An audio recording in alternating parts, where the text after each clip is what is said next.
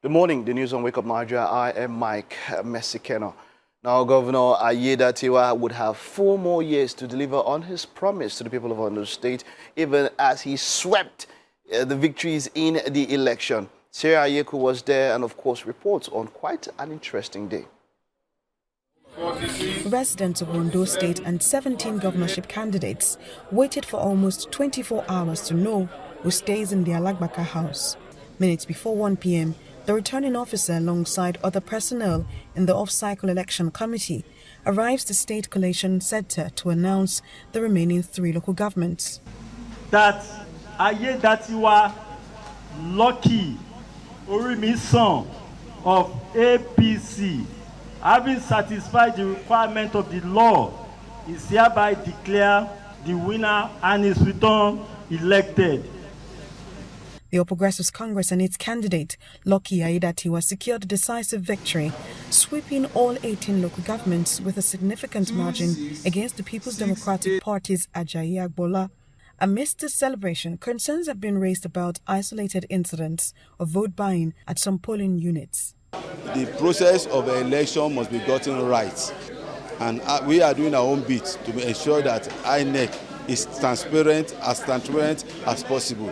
And from what we've seen in this election, I can score them over 90%. What we expected is different from this. If the election is free and fair and there's no inducement of the electorate, fine. Come again in the next 4 years. APC won't have anything to show in Ondo State. They've been defeated handsomely. If you're defeated 18-0, you look for straws to hold. They have to go back home to explain to their supporters why they failed woefully. And that's why they're saying this.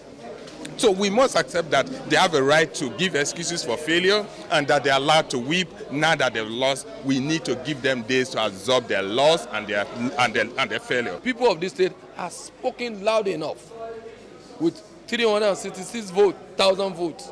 Nobody has ever recorded such huge amount of votes since the creation of these states. The election and declaration of Lucky Aiyedatiwa as governor of Ondo State signals the end of another election cycle in Ondo State. All eyes are now on the governor who can't be re-elected in 2028.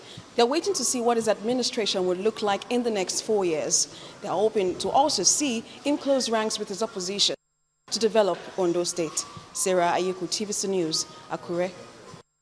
And of course, in foreign news, President of the United States, Donald Trump, has gone ahead in a blitz to appoint new officers and officials into his cabinet.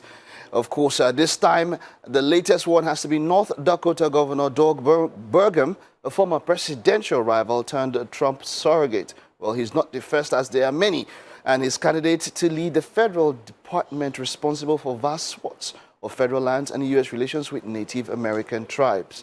In just 10 days since his decisive win, Trump, from his Mar-a-Lago estate in Florida, rapidly disclosed he speaks to lead the U.S. Major policy areas, including relationships around the globe and the health and well-being of America at home. We'll take a recess. Stay with us. We'll be back with What's Up and About.